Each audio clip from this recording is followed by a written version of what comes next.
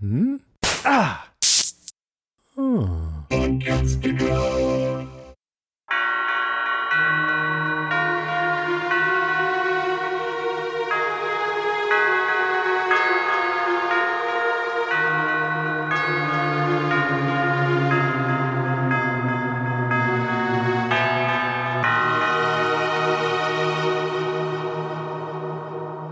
Welcome to the show, folks. My name is Alex.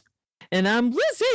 And I usually say that is the queen of from, but today we actually have the real queen. The real queen, as well as the real queen of Colony House. And Liz, thank you so much for coming and finding the time to come. How are you doing? I'm great. I'm good. And thank you for having me on. So how's production going? Excellent. Yeah. Yeah, we're about almost a month in now. Yeah. How many months of filming are you guys doing? 5? 5. Yeah. Okay. That's a lot. We're in a fabulous, I don't know if you guys know Nova Scotia. Do you know it? I know of it. Was supposed to go one time, but didn't make it.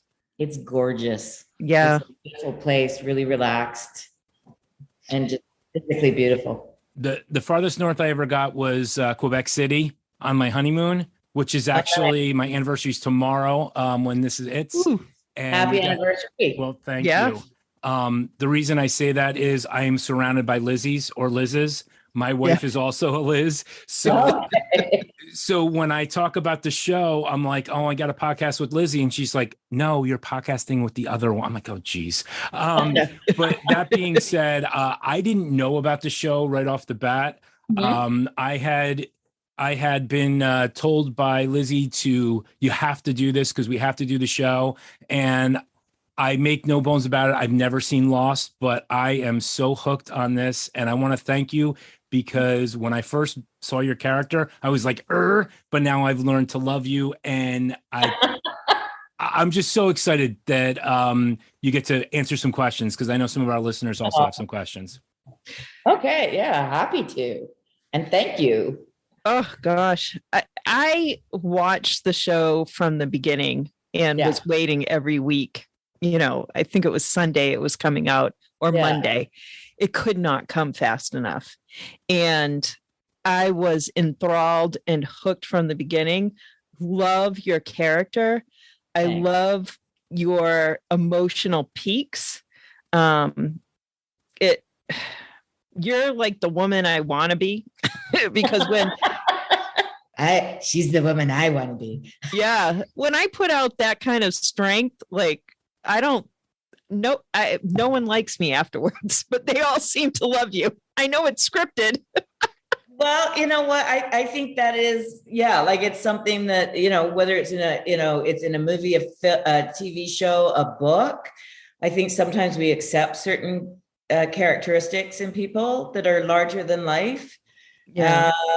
That in real life, we'd be like, oh, wow.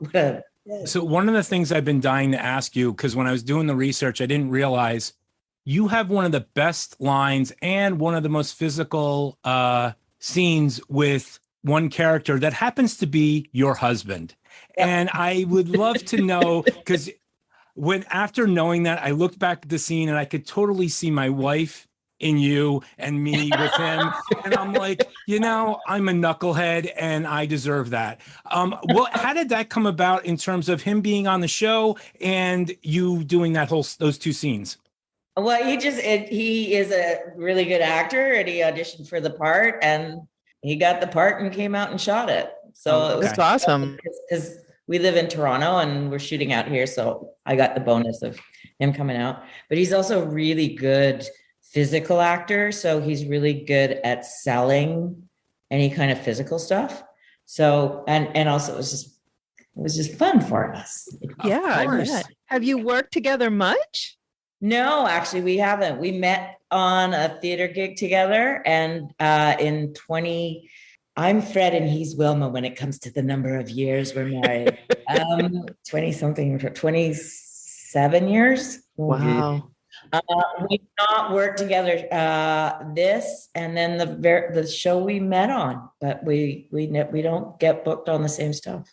And it's funny because you're only 20 years old, so the numbers don't add up, but we don't care.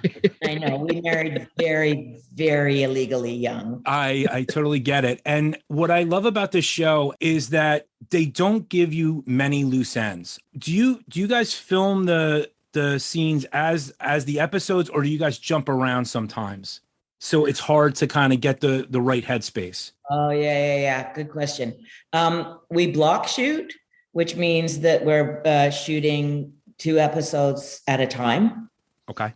So and then you're jumping around. You're always jumping around anyway, but actually it's interesting you said that with that episode, because I'd been off the previous 2 episodes. I wasn't in 3 and 4. Right. And I came back to 5 and 6, and it was Flashback City. And I kind of went, whoa, I don't really, where am I from scene to scene? And so it can sometimes, you do kind of have to, well, you always have to chart through where's this thing. But those 2 episodes for me, I found it a little more challenging.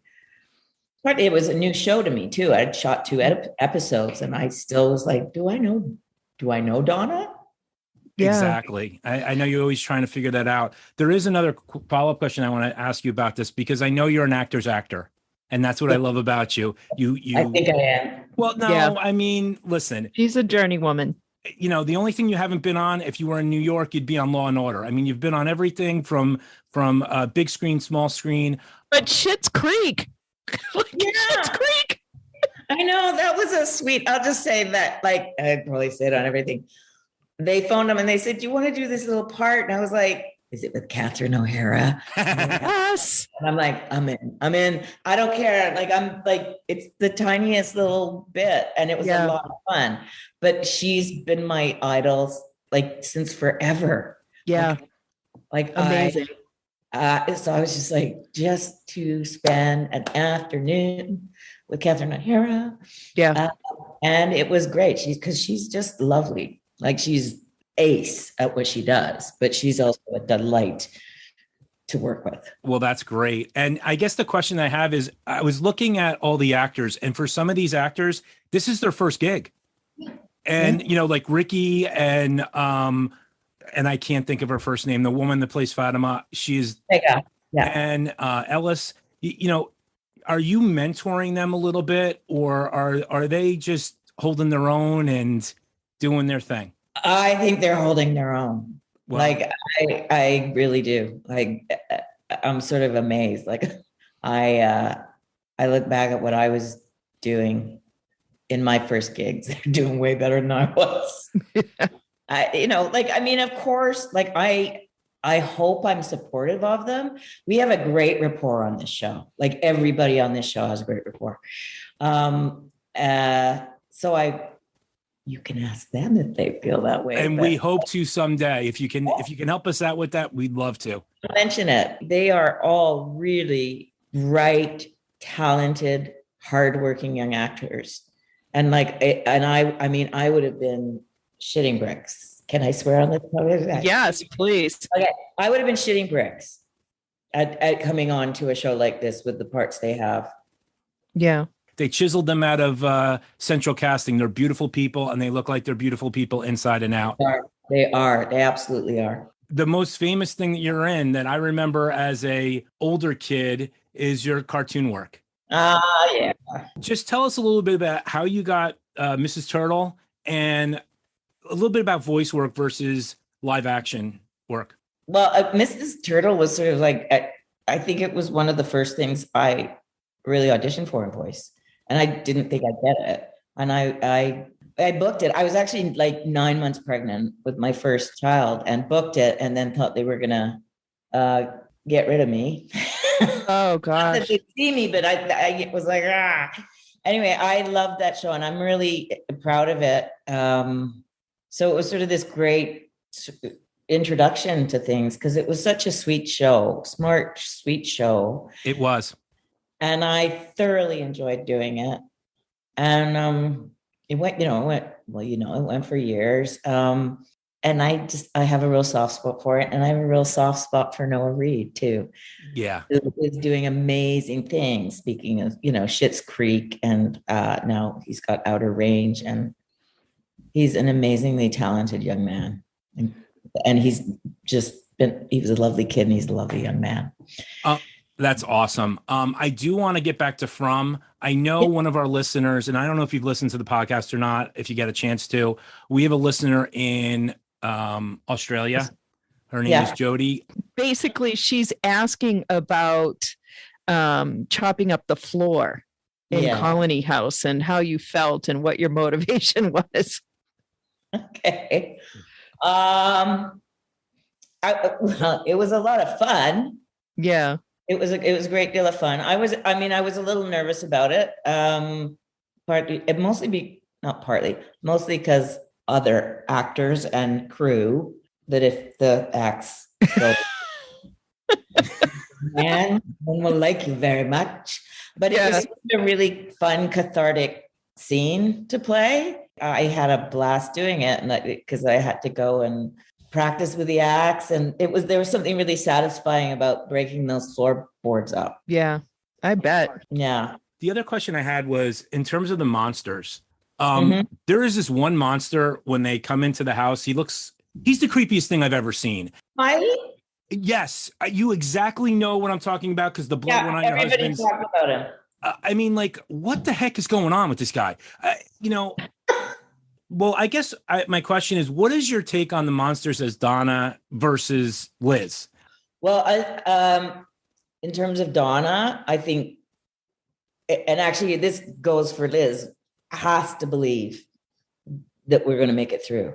And I think it shifts in times. There's times where it gets too much. Like we start seeing it at the end of season 1, where Donna starts to have her doubts about it. But I kind of feel the same way, that if Liz is like, you have to believe that you can get beyond this, because if you think you can't, you won't, for sure. Right. But I'm still sorting the monsters out myself as Liz. Like, I actually, when I watched the show and I saw the fans, tweeting ideas, I was like, this is awesome. Because I'm sitting there doing the same thing. Yeah.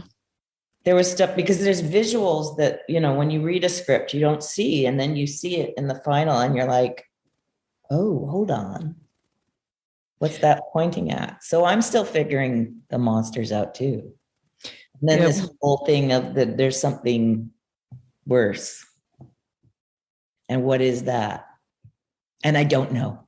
That piece scares me, that it was hinted at that there was something worse. And one of the things that we are doing with our podcast is we're collecting clues about the town versus the monsters, and what are the monsters about? What is the town about? Little pieces are revealed every time. Well, about the town, and Colony House collectively, little pieces are revealed as we go along. But the monsters to us are just this incredible mystery where we're trying to figure out, how this happened. Because it's, did it happen when Victor was a boy? Did it happen prior to that? Because it seems like the wardrobe goes back to like the 50s and 60s. Exactly. Yeah. And trying to, we're seeing basically townspeople. We've got a bride and a milkman, and the mothers that are dressed, the teenagers, and man, the smiley faced one is just, he's the scariest thing. Alex and I love him. How do you feel like seeing, like when Colony House was overrun and you're actually seeing them come into the house and approaching the house? How did you feel because you're such an actress, like the actor's actor, but do you feel inside, was Liz on the porch like, oh my God? Do you sometimes not draw the line? No, I tend to draw the line. I just naturally, I don't get like I'm amazed sometimes when whether it's this or something else, that I'm like, wow, that is awesome. Like the one that takes out Kotri. Yeah. Like, makeup job was Patrick, who does all our and I'm just blocking his last name, who does all our effects on the monsters, is just brilliant. So I sort of like go, wow, that's so cool. And then I have to go turn that off and act like you're scared as hell. Yeah. Yeah. That was a huge shocker. Nobody's safe. Nobody's safe. When did you guys find out that he was going to have his demise, so to speak? When we got those episodes. We literally, I think Sean may have been given some heads up. Yeah. I know Sean was given heads up, but we got it. Yeah, we got our emails and read, and each of us kind of went, I'm like, we're like, oh my God, what? Yeah. Yeah. I was really bummed. Yeah, he's great. Yeah. Very. I wanted to see more of his story, and Alex and I are huge Walking Dead fans, and one of the things that we like about it is that actually some characters have plot armor, but for the most part, no one is safe. And not that we want to see a character go. That's not it. Yeah. We're just like, all right, the suspense is really there. Any moment could be the last. And when they took Father Kotri out so suddenly, it was, wow, they really got me. I watched the entire series all the way through by myself and was blown away. And the only thing I could think about, throughout and then really afterwards was, I really have to podcast about this show. Wow. It is so rich, with so much nuance and detail that I feel like Alex and I just don't even get it all. We take copious notes every week, and more comes up in the conversation, that I worry that we're missing the biggest clue. Right. We can't find anyone else that's podcasting about the show, which makes us feel good. We have no competition, but we also don't have anyone else to bounce ideas off of and find the things that we didn't find. Right. Because just putting together the puzzle of the monster side of this and the do's and don'ts and what this town could be about. Has been a lot of fun. What has been the biggest reveal for you in this whole mystery? The electricity. I sort of went, do they know? Of course you know about the electricity. Yeah. Down, the cables down, and then the tunnels under. Yeah. Yeah, that there's this other world, right? Yeah. Absolutely. We're not clear. Is it psychological, mythological, existing in the now or in the past? I love it. Yeah. But that would be it for me. Yeah. Speaking of the electricity, one of our favorite characters of all time is Jade. Yes, I listened to the podcast. I was like, actually, I just saw him, and I said, I'm going to see these people, and they love you. Well, how could you not? With the heavy show that it is, I don't know how you guys keep a straight face. When he ran off with the bike and everything else, he's the perfect comic relief. Yeah. And then yelled at you. Come on, peasant. Let's get these refreshments out. And I loved that, because it just, I was just asking, does he have any idea who he's talking to? That's Donna. She does not purvey. Yeah, I think he's, David may disagree with me, but I think Jade is just so self-absorbed that he doesn't pick up on cues. Like, maybe you don't want to say that to that person. Which is why that last scene with Chen is so beautiful, because you don't see it coming. Yeah. Oh my God. We loved it. There wasn't a dry eye in the place. Yeah. We loved it. And she is amazing. For someone that doesn't know pretty much any English, she acts and we know exactly how she feels every single time. And when you do see her, tell her that it's just amazing to watch her. Well, I will tell her that. She, like, I know her in terms of the dialogue, and Liz Moy could speak to this far better than I. But I mean, Liz is an English-speaking woman who knows Cantonese, and I think sometimes she and Ricky will sort of tighten up some of the language. But it's, you know, in everyday life, she's a English speaker. Yeah. Canadianized. Well, there's a few things I've learned. You know, when it doesn't matter what language it is, you know, when a mom is yelling at his son, which we found out, you know, when a husband's getting yelled at his wife, and you know, when there's something serious and it doesn't matter what language it is. Yeah. I just love that relationship between him and Ricky. They're kind of like brothers. Yeah.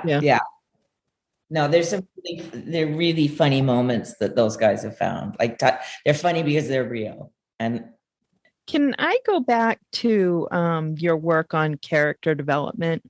Mm-hmm. And because you mentioned that you're still fleshing her out, I'm thinking that she was drawn to a point when you got the character in your hands. Mm-hmm. And how much have you put into her as far, well, like, where are you in the process of developing Donna? Good. That's a good question. Cause it's always so ongoing. So I think I found her core very quickly. Like, and I, you know, in a way it was a blessing, that big monologue about the monsters. Yeah. Was that her sister when she watched her sister be killed? That was, you know, I really don't have a favorite character because it's really the character that is on the screen. Me, isn't it? It is me. Dude, it is. I'm not even gonna lie. It's you, a couple other people, maybe Jade, and then you know. It's the entire cast. Exactly. I know. Really, the smiley monster is my number one. But when you were delivering that monologue, like, that was the first time I felt that we really got inside of Donna. We got to see something. Yeah. The next time was the little speech with Fatima, and, you know, bringing out this emotional soft side. And I was so grateful that the writers gave that to us, and that you gave it, like, really just awarded it to us. Like, it was so beautiful. And then, you know, the bossy, in control interactions with everybody that's in that house. Like, you are the house mother. Yeah. And the fact that it's fallen, it's more than just, you know, the dream you've woken up from that part of the dream, the only part that was good where you are. But where are you with this character, and how much is she growing in this second season? It's hard to say where she's at, because I think it will be a fluid thing as John is writing. And I think as we bring things to the table, John, he's gleaning stuff from us. He's really great that way. He's really collaborative. Like, not that we're going to him and going, John, write me a thing. Yeah. He's like going, okay, this is Liz's Donna, or this is, David's Jade. This is Harold's Boyd. And I see that happening. So I think already we're at this point 1 and 2. That's what we're shooting right now, 1 and 2. And I'm seeing development. Mm-hmm. You know, it's hard for me to say yet. Yeah. Especially with only 1 and 2. Yeah. And, but we're seeing nice little things. Like, I can say I'm seeing it in other characters as well. Like, there's a lot of good offers being made with the writing. Mm-hmm. That you can really build your character on. And Yes, it's really, I'm sorry, I'm not being terribly clear. But no, but this is great. This is the process. It's like, who knows how long we'll go, but it's a long, like, I think John's writing the long game. He's not writing like, this is season 1. That's a set. That's a chapter that's done. He's, I think, got the long game in mind. And I think there will be shifts and ideas that come in and out of it. That's my impression. So there's things for me as Donna that I feel I have room to find. And I feel like, you know, working with Harold, I was just like intimidated and was like, wait a minute. You were? I mean, you're amazing. Thank you. No, I was like, because I was like a fan of. Of course. Yeah. It's Harold. It's Harold, right? So I came in and I'm like, oh man, I sure hope I don't. And I mean, he's such a generous human that you get to play with him. You're not playing with a star. You're doing the scene. Yeah. So I feel really fortunate that I feel like I can do my stuff and then watch it and go, okay, I can learn from this. I can, and I can learn from anybody, but Harold in particular on this show, like, just like, okay, there's a goal. There's a goal. Gotta get better. Better as in like just really landing it. Right. Well, but I love Donna for that because she's unlike any character I've gotten to play or that you see very often. So I think she's a real gift.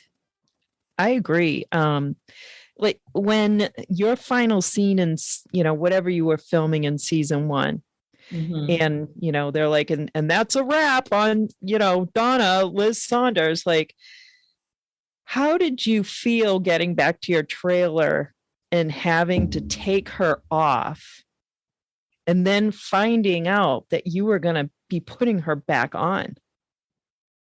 Oh, I was sad to take her off.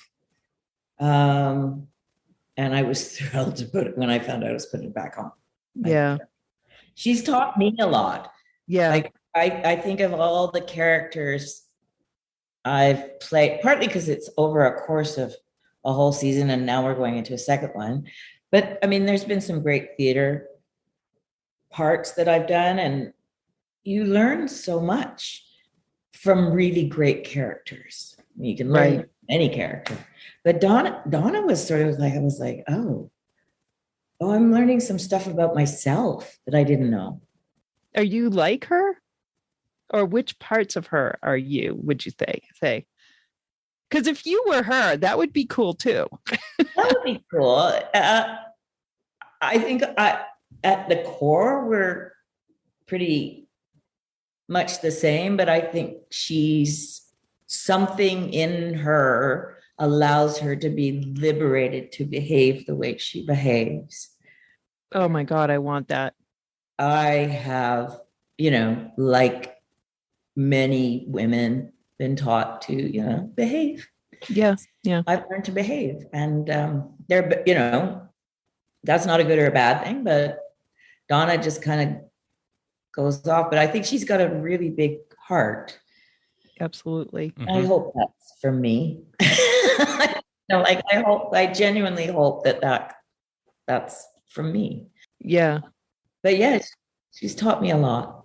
Well, one of the best scenes I've seen was with you and Boyd or Harold, when Ricky was laying it down to Boyd and you had the best one-liner ever. And then he had a heart-to-heart with you, which it was more a one-way heart-to-heart.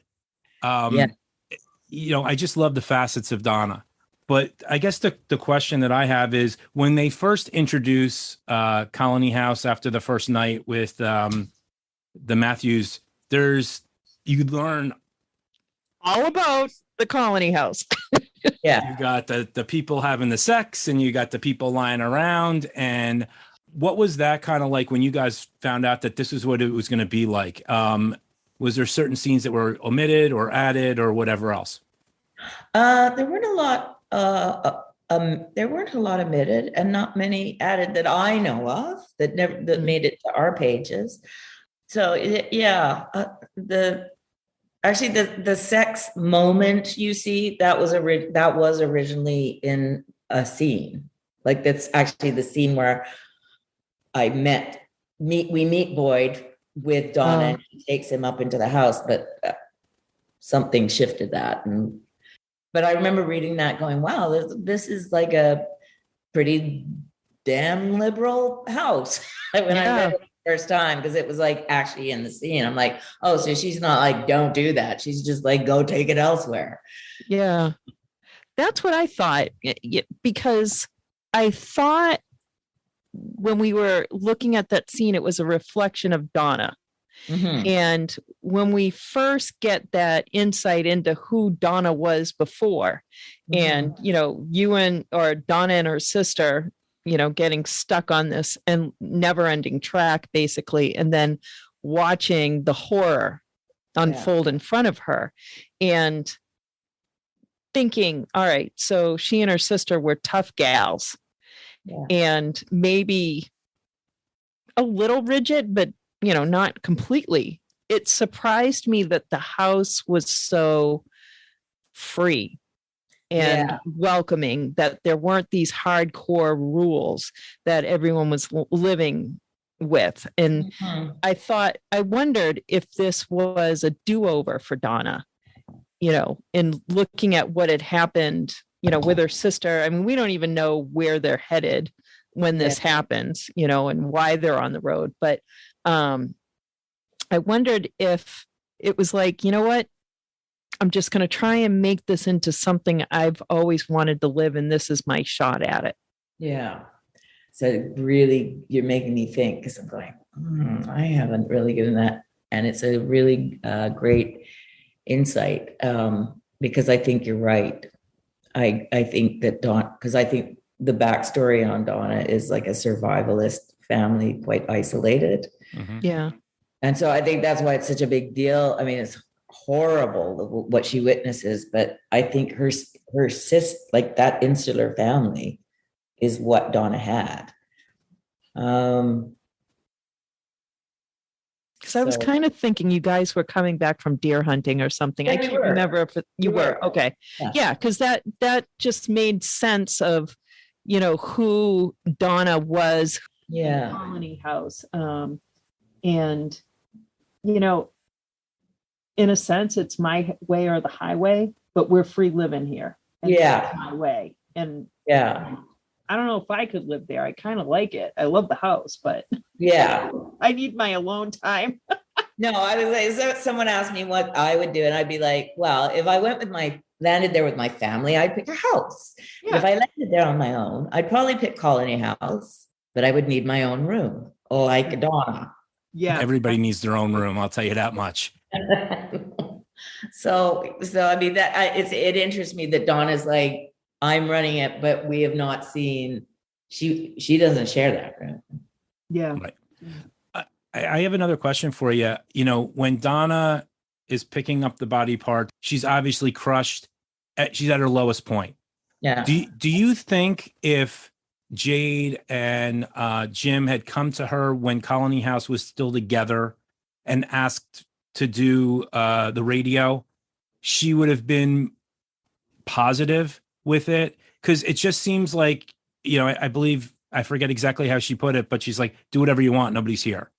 Yeah. Do you think it would have been more optimism? Because I was really surprised how much the characters some had been positive and others have been very disappointed about going home. Yeah.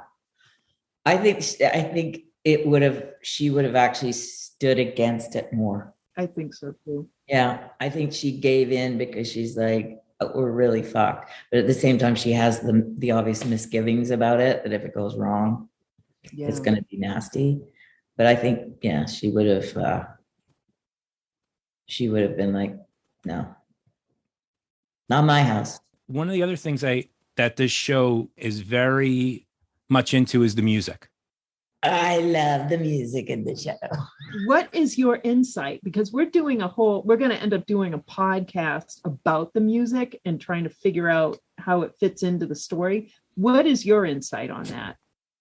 I think there's a few things that it does. I don't yet know if it always serves the same purpose, but I think it gives insight into psychological state. Okay. Of characters. I mean, in the case of Boyd on that one, it was literally his sign, right? Right. Mm-hmm. I could be wrong that but it's just excellent choices of music. But I always think that it's sort of, I go, is that another piece of storytelling? Like, I think it is storytelling. Yeah. Like, I love the choice of the Que Sera, Sera. Oh, and the slow. And I also love that version. Yeah. Just that in itself is like, whatever will be, will be. You can't see what's ahead. It's a very eerie version, but when you look at the show, it fits perfectly. It fits perfectly. So what type of music, speaking of music, what's your favorites, or do you listen to something before you go on? Is there any type of music? Not before I go on. I have pretty eclectic tastes. I have been actually this week, because somebody came up to me and said, what kind of music does Donna like? And I was like, I've been thinking about that. I'm not really sure. And then they suggested something, and I was like, oh no, Donna will never listen to that. And I was like, so I've been actually sitting this week listening to stuff, and it's really classic rock. Like, that's what I was thinking. And Janis Joplin, I was listening to her and going, yeah, no, she'd really like Janis Joplin. She'd also, I think, love a lot of like Otis Redding and like a lot of, and I think old country, like not new country. Yeah.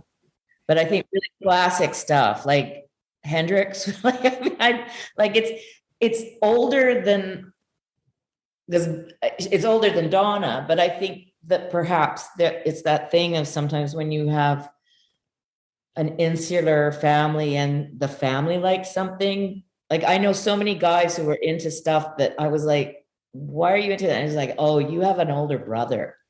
I love the band Yes for that reason. Right. Yeah. Yeah.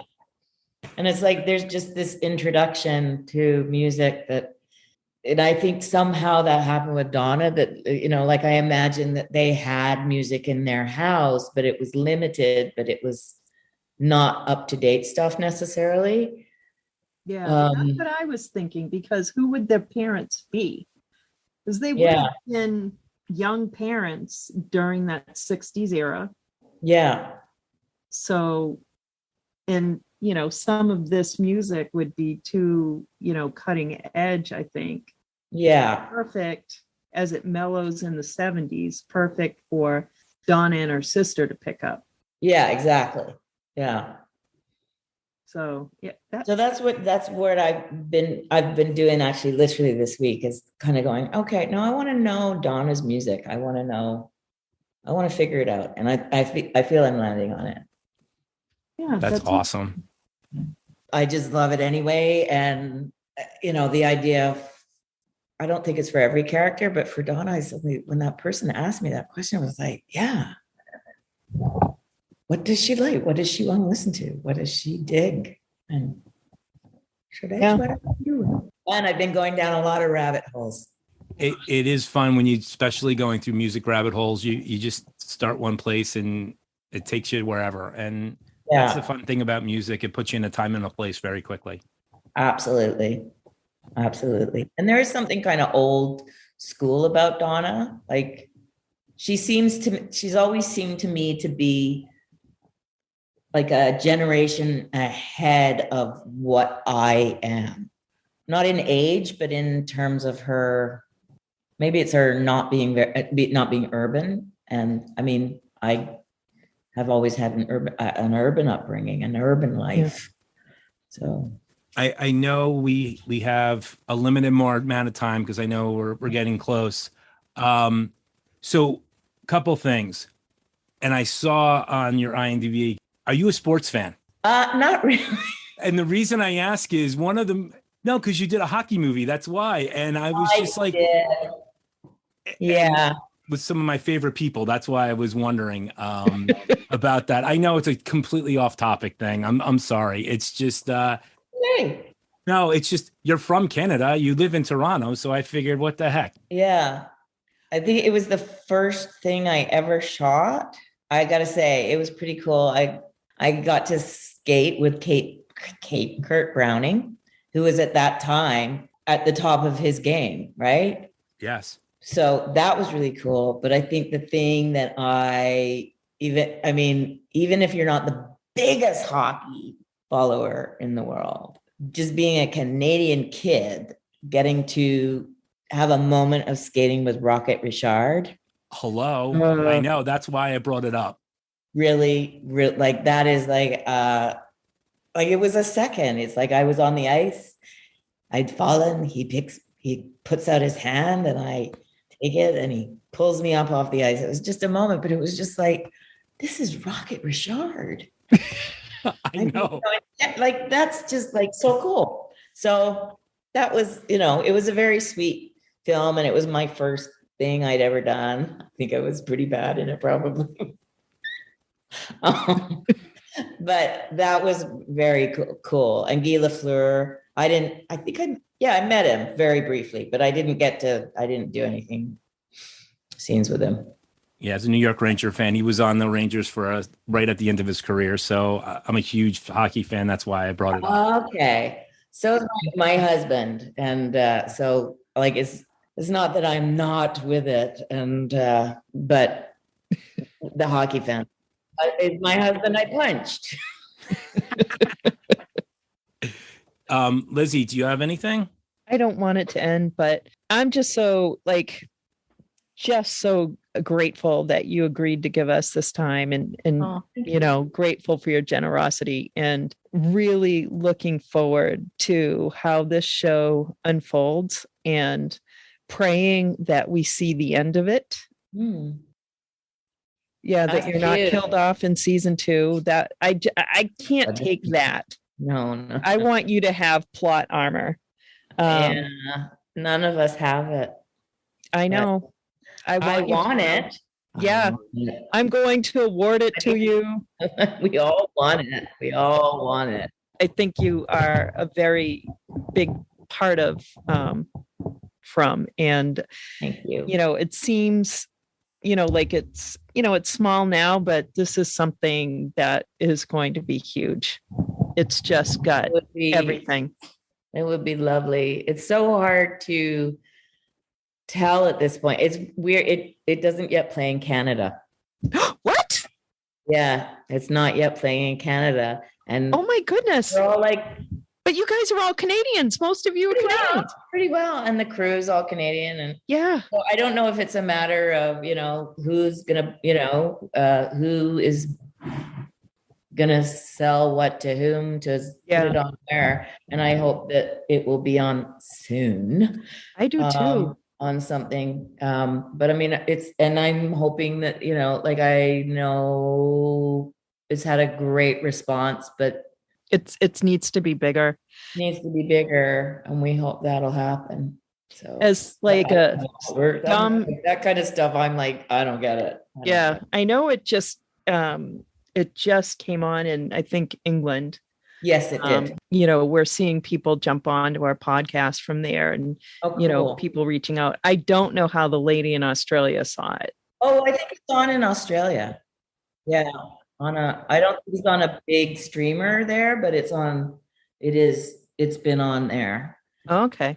And because I equate this to Walking Dead or Yellow Jackets. And I think if it gets on the right forum, that first episode, and I say this, a lot of first plot episodes are not that important or great. I really think there's a lot there that tells a lot about the story. Yeah. No, I agree with you. Like in shows in general, like I think, to judge on a first episode, there's a lots of, it's just getting birthed. Right. So you guys are seamless. Like you really have been there for a long time. The cast is just, it's as if this is like the 5th season, the way you guys interact with one another. And that's what really helps sell this whole thing. Well, thank you. And I think it's like, we have an unusually sort of naturally bonded group. I think we have strong leaders at our helm that care about us. Yeah. We've got a fantastic set. Yes, you do. We walked on the set. We were all like, wow, that helps. Yeah. I mean, this is a weird one, but because we were in lockdown. Yeah. Like we couldn't get into the province. That was the irony. We're doing this show about this place you can't get out of. You can't. We couldn't get into Nova Scotia last year because they were so locked down. You needed special permission to come in. Yeah. So then we get in, and then, there's lockdown with the province stuff and isolation stuff. And then there's the stuff that the protocols we need to follow. Right. And we're all living away from home. Yeah. So I think that may have actually sort of somehow played into our bonding. Yeah. Nobody had I got my whole group of people that I'm going to go see when I'm not shooting. We're all like, this is our family. Our family, we call it. Yeah. Speaking of COVID, when you guys did the big scene at Colony House with the monsters and everything else, was things more relaxed back then when you shot it, or was it the height still? Oh, it was pretty well the height. Okay. Yeah. There's lots of protocols in place.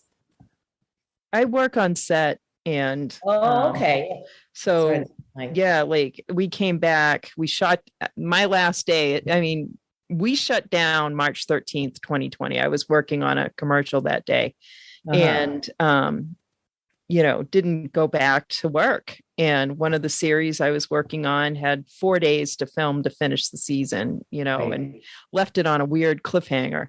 But the protocols, they're still in place here, but they're lax. But those large scenes, and I worked on a couple of large scenes like that, where thinking, like I'm a set teacher, so I'm always thinking about the vulnerability of my little actors. And exactly. Okay. So seeing a large number of cast in one scene freaks me out.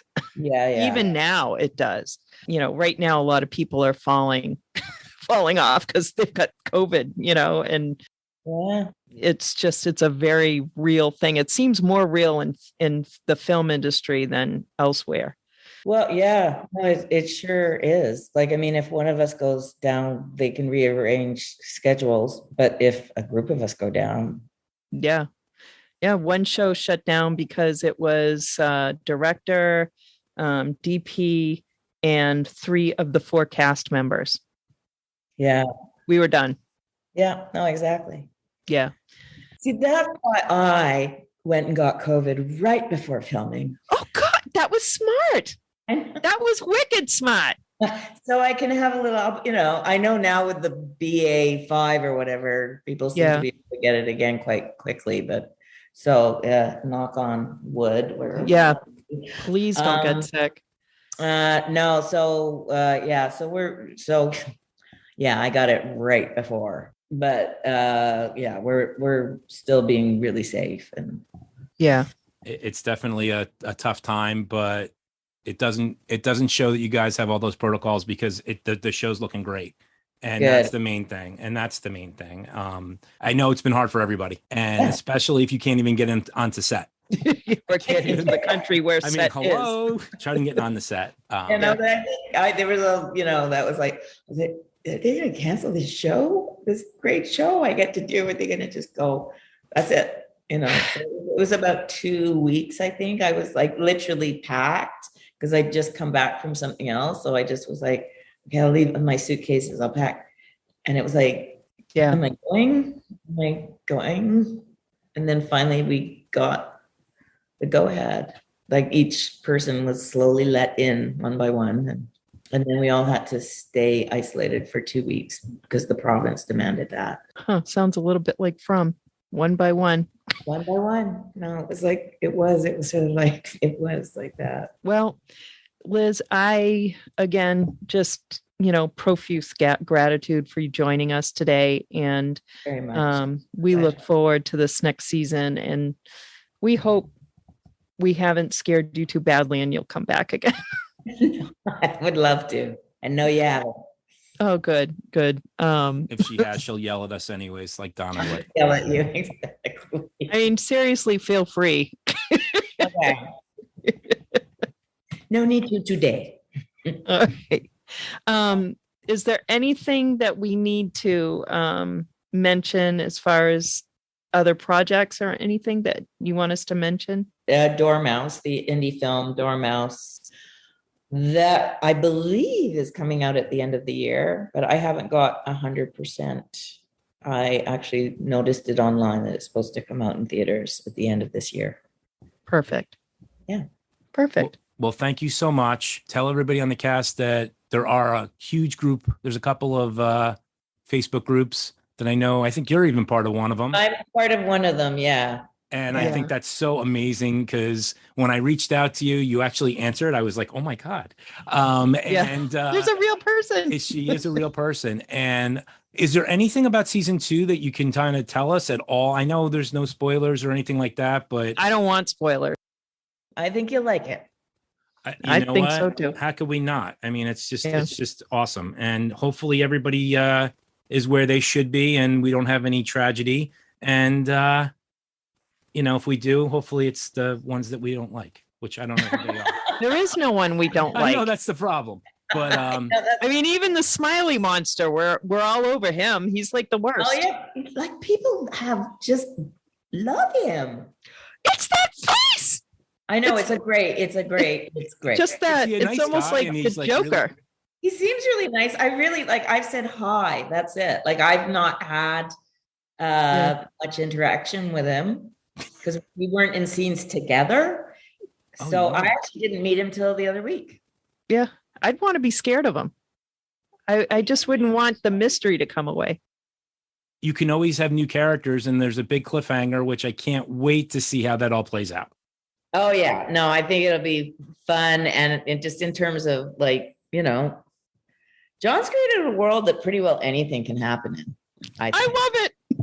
That's what I love. Wouldn't write anything off at this point. So, I never know. I'm almost like, what's in this episode? Yes, exactly. And that's what I love about it. And, watching it the first time through, I just add myself, but the second time through and podcasting about it, it has been a dream come true. This is a podcaster's dream. Please let him know that he's writing a podcaster's dream. I will pass it on to John. Thank you so much. As someone that saw it the first time with her, already seeing it, it was great because she knew some of the stuff that was going on. So she's like, I can't say this, but we had to wait every single week till after we podcasted. So as soon as we podcasted, my wife and I would go downstairs and see the next episode. So it was but 1 week we skipped a week or so, and my wife was ready to kill me. She's like, Alex, can we just finally see this next? I think it was episode 7 or 8. I forget what it was. It was when I had my COVID shot. Exactly. And I was knocked out. But okay. So it was just kind of I'm a little disappointed the fact that we're gonna have to wait every week because we had the whole season, but I'm so looking forward to February. And like I said, if when you're ready to come and promote it for next season, you're always welcome. Oh, thank you. I would love to come back. It would be great. All right, Alex, we got to let this lady go. We can talk to you all day. Go see Christy. Go walk a dog. We're gonna go walk a dog. Well, thank you so much, Liz, and we will talk to you soon because the bell's starting to ring, so you better get home. Okay. I am home. Yay!